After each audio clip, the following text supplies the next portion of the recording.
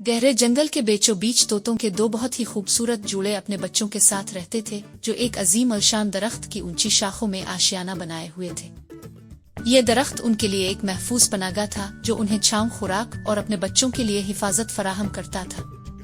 हर सुबह तोते खुशी से चहचहाते थे। उनके रंगीन परों की खूबसूरती हरे भरे पत्तों के साथ मिलकर एक दिलकश मंजर पेश करती थी।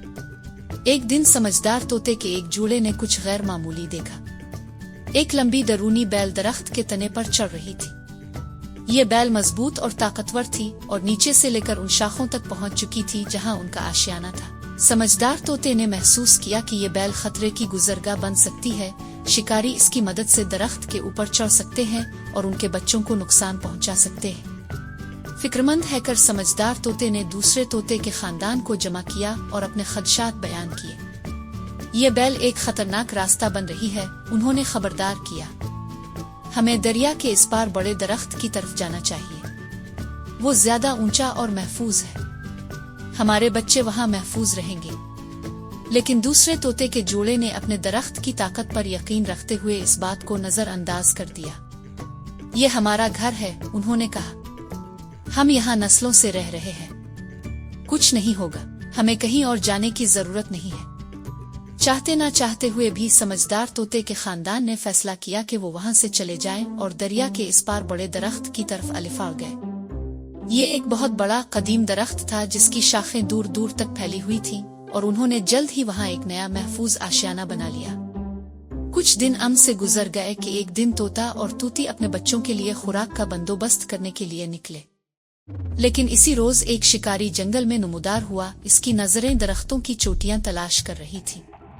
इसने देखा कि बैल दरख्त के तने पर चढ़ रही है और जान गया कि इससे वो घोंसले तक पहुंच सकता है। खामोशी से वो बैल पर चढ़ने लगा, आहिस्ता आहिस्ता दूसरे तोते के खानदान के मासूम बच्चों की तरफ बढ़ता हुआ। एक लम्हे में शिकारी ने उन पर हमला किया, लेकिन जब इसने देखा कि वो बहुत छोटे हैं और उसके मुंह को भी नहीं भर सकते, तो इसने उनको मारकर उन्हें आशियाने में छोड़ दिया और जंगल में गायब हो गया। जब तोते के वालिदैन वापस आए तो वो अपने प्यारे बच्चों को मुर्दा देखकर दिल शिकस्ता हो गए। वो रोने लगे। उनके बच्चों की चहचहाहट की जगह एक खौफनाक खामोशी ने ले ली थी। उन्होंने टूटे हुए पते और जिदोजहद के निशानात देखे।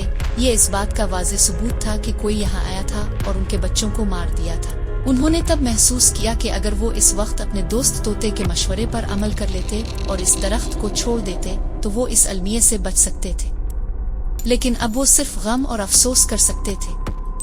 गुस्से और गम से भरे उन्होंने आखिरकार पहले खानदान की बातों की सच्चाई को तस्लीम किया। वो बैल जिसे उन्होंने नजरअंदाज किया था वाकई खतरा बन गई थी और अब उनके प्यारे बच्चे जिंदा नहीं थे। भारी दिल के साथ वो दरिया के इस पार बड़े दरख्त की तरफ अलिफाड़ गए जहां पहला खानदान रहता था। वहां उन्होंने अपनी गलती का एतराफ किया और अपने दोस्तों के साथ तसल्ली पाई। जंगल में जिंदगी वैसे ही चलती रही, लेकिन दो तोते के खानदान की कहानी एक नसीहत बन गई कि खतरे को जानकर भी कुछ ना करना बेवकूफी है।